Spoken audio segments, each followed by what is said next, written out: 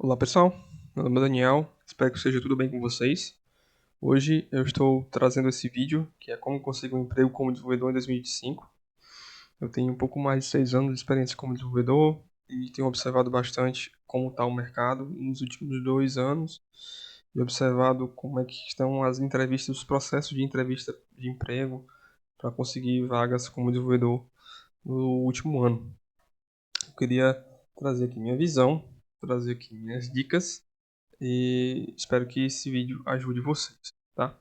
Vou aqui para esse desenho no escala hidral que eu observei esses últimos anos, esses últimos meses, na verdade, que os processos de seleção eles têm se dado em 4 etapas principais. Essas 3 etapas aqui são propriamente ditas do processo seletivo e essa daqui é uma que acontece constantemente, as pessoas não percebem, mas ela está acontecendo constantemente.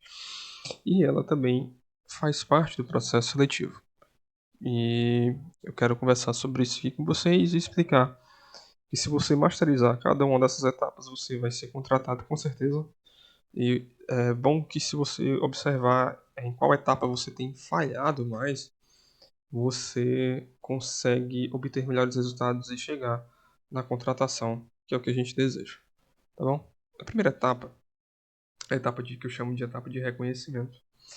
Nesse momento, essa etapa de reconhecimento é aquela etapa que nós estamos aplicando para vagas ou que as vagas estão chegando até nós através do LinkedIn ou aquele momento em que pedimos uma indicação para um amigo, né? Esse é o momento a qual estamos sendo reconhecidos ou notados pelas empresas, tá? Esse é um momento crucial também, tá? Porque a partir desse momento nós estamos, no que podemos dizer, no topo de um funil. Nós estamos competindo com milhares de candidatos o tempo todo. E o que nós podemos fazer é melhorar as nossas chances. Tá? Como assim? Se você tiver a oportunidade de receber uma indicação de algum amigo para uma empresa, receba. Vá de bom grado, construa carreira lá dentro, porque isso facilita bastante. As empresas tendem a priorizar as indicações, porque sai mais barato, porque não precisa criar, por exemplo, a vaga no LinkedIn, abrir a seleção no LinkedIn, não precisa abrir a seleção no Gupy ou coisa assim. O processo de seleção ele se torna mais rápido, a triagem já foi feita. A indicação dos funcionários ela tem certa confiança, tem certo respaldo. Então, isso daqui te coloca numa posição de vantagem maior, porque tem mais chance de tu ser visto pela empresa, né? Teu currículo ser analisado, teu portfólio ser analisado, né? Você ser observado dessa forma, né? Então, se você tiver problemas nessa etapa de reconhecimento, né? Tô aplicando muito, mas não estou sendo chamado para entrevista, estou aplicando muito, mas não estou sendo bem recebido, né? Tenho recebido negativas já no momento da aplicação. Provavelmente é um desses 3 pontos aqui que eu coloquei como essas barreiras aqui nesse gráfico, né? Ou o teu currículo, ou a ausência de portfólio, ou uma má apresentação pessoal. Às vezes você é, manda um site, manda um GitHub, algo desse jeito, ou então manda uma carta de apresentação, e esses elementos, no lugar de te ajudarem, eles te atrasam. Então é importante que você preste bastante atenção na sua parte de apresentação pessoal, né? Como você se apresenta, que informações você bota no seu currículo, que informações você tira do seu currículo. Isso é muito importante. Eu futuramente pretendo gravar um vídeo sobre currículos, explicando como criar currículos e como modelar o currículo para cada vaga, porque às vezes quem está num contexto mais de full stack precisa modularizar o currículo, porque a vaga às vezes pede mais experiência em back-end, ou pede mais experiência em front-end, ou se você tem experiência também em mobile e também é full stack, você tem que moldar o currículo ali para ter uma boa apresentação. E daí você consegue passar mais tranquilamente dessa fase aqui do portfólio, do currículo, dessa análise inicial, tá? Após isso, após essa primeira etapa superada, né, que a gente aplicou para a vaga, o currículo foi lido, o pessoal do RH gostou, o pessoal técnico gostou, nós temos a primeira entrevista. Nesse primeiro momento, é muito importante que você observe para qual empresa você está aplicando, tá? se é uma coisa um pouco mais corporativa, se é uma startup, se é uma consultoria. Você tem que, nesse momento que foi, que você aplicou para a vaga e passou para essa primeira etapa aqui, é legal que você estude um pouco sobre a empresa. Você aplicou para a vaga. Vai no site da empresa, aprende um pouco mais sobre o produto, aprende um pouco mais sobre as ideias da empresa. E não chega totalmente perdido aqui, né? Porque o pessoal do RH, ou então a pessoa que vem, ela perde um tempo explicando. Então, se você chegar e fizer perguntas, boas perguntas, chegar e conversar, você tem grandes chances de fazer uma boa impressão, marcar uma boa impressão, uma boa primeira impressão. Ó, essa pessoa é interessada, essa pessoa chegou aqui, perguntou, demonstrou interesse pela empresa, demonstrou interesse sobre a vaga, né? Isso é muito importante. Outra coisa que é legal de você observar é se a empresa que você aplicou ela é uma startup ou ela é uma empresa já consolidada, um trabalho um pouco mais corporativo. Do que eu quero dizer? Isso é muito marcante em dois pontos. A questão da apresentação pessoal conta nesse momento da entrevista inicial em alguns casos, tá? É importante que você chegue nesse momento da entrevista inicial e tenha uma certa disciplina. Tudo que eu estou falando aqui é um tanto quanto óbvio, mas eu tenho visto vários relatos de pessoas de RH contando que o candidato chega na entrevista comendo, ou chega com barulho, ou chega com uma câmera ruim, ou chega com um áudio ruim. Pra gente que é desenvolvedor, não é exigido tanto, tá? É exigido um mínimo. É importante que você faça esse mínimo corretamente, né? Você não chegue com, comendo na entrevista, como eu já vi casos, teve pessoas que chegaram sem camisa e aí vestiram a camisa no meio da entrevista. Coisas assim muito bizarras, tá? Eu tô falando de casos extremos, mas é para vocês entenderem que ainda é uma entrevista de emprego, ainda existe uma certa formalidade, tá? E em trabalhos um pouco mais corporativos, eu já vi que a questão da apresentação pessoal, até mesmo a roupa que a pessoa está usando, foi um ponto de decisão, de tomar a decisão ali. Então, prestem atenção nisso. Aí. Outra coisa que é interessante vocês observarem é que em empresas um pouco mais corporativas, é bem comum, na verdade, nessa primeira entrevista ser com alguém do RH. Então, essa pessoa não tem conhecimento técnico, na maioria das vezes. Ou então alguém de time de gestão, ou coisa assim, tá? Esses empregos.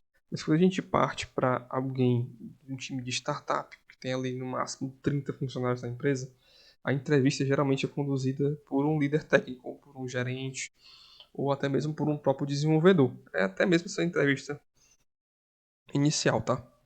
Então, esteja preparado a responder de forma técnica e entender como responder às pessoas perguntas técnicas, perguntas sobre as suas experiências anteriores, tá? Entenda com quem você está conversando ali, né? Porque se for alguém de RH e você só falar de coisa técnica, só falar de tecnologia e não saber desenvolver a conversa, você tem grande chance de ser reprovado ali e não fazer uma boa entrevista. Da mesma forma, se você for omisso numa entrevista dessa técnica com um time de startup, demonstrar pouco domínio da parte técnica, né? Tem chance também de você não passar nessa fase. A grande questão é aprenda a se comunicar bem, porque a primeira barreira é essa. Comunicação não é só falar bonito, não é só usar boas palavras, mas entender o que você tem que falar e com quem você tem que falar e a forma, né, que você vai conduzir isso. Então, eu digo que a parte fundamental daqui é a comunicação, tá? Comunicação é o tema central dessa parte aqui e também da parte de toda a etapa de todas as etapas de contratação, tá? Passada da entrevista inicial, a empresa gostou de você, o gerente técnico gostou de você, tudo mais, você vai para fase ou para as fases técnicas, tá? O que eu tô querendo deixar bem salientado aqui para vocês, tá? Podem ocorrer mais de uma etapa técnica, tá? É bem comum, na verdade, que tenham mais de uma etapa técnica em empresas grandes, em startups. Muitas vezes eles não têm muito tempo a perder, então vai ser uma entrevista técnica que você vai fazer live coding ali, ou você vai receber uma atividade técnica para resolver em casa. Em startups eles não têm muito tempo a perder, eles estão querendo contratar logo para atender uma certa demanda ou algo assim. Então fiquem atentos a isso, tá? Que cada etapa técnica, na verdade todas as etapas aqui são muito importantes, mas as etapas técnicas são decisivas para a área da gente, né? Muito mais comum a gente ver pessoas se dando mal nessa etapa aqui do que se dando mal na entrevista inicial. Esses casos aqui são bem raros, né? Mais fáceis de corrigir. As etapas técnicas elas são bem importantes, tá? E verifiquem em sites e na sua pesquisa sobre a empresa, né? Você vai ter questões que você vai poder ver, saber como é que foi o processo seletivo dela, como é que se deu, né? O que foi perguntado e tudo. Então fiquem atentos a, por exemplo, assim, se a empresa na entrevista, na etapa técnica, ela gosta de fazer perguntas de algoritmos. O live coding dela é sobre algoritmos, então você já vai preparado para resolver questões de algoritmos. Ah, essa empresa aqui gosta mais de conversar sobre padrões de projeto, ou system design, ou questões técnicas mesmo de tecnologia. Você já vai se preparando para isso, tá? Muitas das vezes tem empresas que fazem essa primeira entrevista técnica, você tem uma conversa ali técnica, você vai responder perguntas sobre padrão de projeto, system design, uh, ou até mesmo sobre algoritmos, mas não vai ter que codar nada, vai ser uma conversa e os caras vão medir o teu conhecimento ou não através daquela conversa. E daí eles passam essa tarefa para casa, né, que eles vão mandar um desafio para você resolver em casa. E após isso, você pode ter outra conversa. Eu tive contato com pessoas que contaram que para certas empresas, até relativamente conhecidas fora do país, essas empresas chegaram a ter 5 etapas técnicas, tá? Entre entrevistas sobre padrões de projeto, entrevistas de system design, live coding, technical assessments, que é aquelas tarefas para casa, e outras entrevistas diferentes de nível técnico, tá? Verificando se o candidato tinha conhecimento de system design, conhecimento de algoritmos, se ele podia codar, se ele tinha capacidade de explicar. E outra coisa que é importante que vocês tenham em mente, tá? Nessas entrevistas técnicas aqui, somente as de live coding, que você vai ter que explicar o que você está fazendo, é muito importante que você comunique, saiba se comunicar. Eu vou gravar um vídeo sobre esse tipo de momento aqui e eu quero trazer a vocês conhecimentos de como praticar e como se dar bem aí nessas entrevistas. Eu tenho um conhecimento mais em front-end e parte de back-end em algumas tecnologias, e eu posso explicar como você pode praticar para essas entrevistas técnicas e comunicar no momento, tá? Outra coisa que é bem interessante, algumas empresas pulam ou cortam essa parte técnica aqui e você tem apenas uma conversa com alguém do time de desenvolvimento. E o cara não necessariamente vai te fazer perguntas técnicas, ele vai conversar contigo sobre processos de desenvolvimento, processos de engenharia. E essas conversas tendem a ser um tanto quanto inocentes, mas elas te pegam no pulo do gato. E tu é eliminado ali mesmo. O cara percebe que tu não tem tanta agilidade assim, ou então não entende muito como é manter um software, tá ligado? Porque é, se tu vê uma pessoa um pouco mais experiente, ou se tu é um pouco mais experiente, numa conversa dessa, tu entende se o cara sabe mesmo o que tá acontecendo ali, se ele entende bem como é que funciona para manter um projeto, para entregar um projeto até um cliente, né? Corrigir bugs, fazer testes automatizados e tudo mais. É algo bem interessante, assim. Passadas as fases técnicas, muitas das vezes a gente ainda tem uma fase de proposta, contra-proposta, você se demonstra ser bom tecnicamente aqui, mas a empresa ainda quer fazer mais um teste contigo, né? Você tem ainda mais uma entrevista com o RH e tudo mais, né? E nesse momento, geralmente, você recebe a proposta. Eu queria dizer primeiro, parabéns, você chegou a uma fase que muitos almejam, né? Que é praticamente a etapa final de ser contratado, mas você tem que tomar cuidado. Nesse momento aqui acontecem muitos deal breakers. as pessoas percebem detalhes ali que talvez te impedissem. Nesse momento aqui, é necessário que você tenha um certo jogo de cintura mesmo. Você chegou aqui, você passou por diversos problemas, você passou por diversas dificuldades. Não vá colocar mais dificuldade aqui, ou não vá achar uma dificuldade aqui. Nesse momento aqui que você está para ser contratado, e depende de poucos elementos, procure soluções. Tá? Talvez o que eu esteja falando aqui não esteja fazendo sentido nenhum para você, mas vai fazer um sentido muito grande. Nesse momento aqui, aparecem questões muito específicas da contratação. Tá? Coisas muito sutis, assim, como alterações em propostas que foram feitas inicialmente pelo RH na entrevista inicial, talvez valores sendo alterados ou coisa.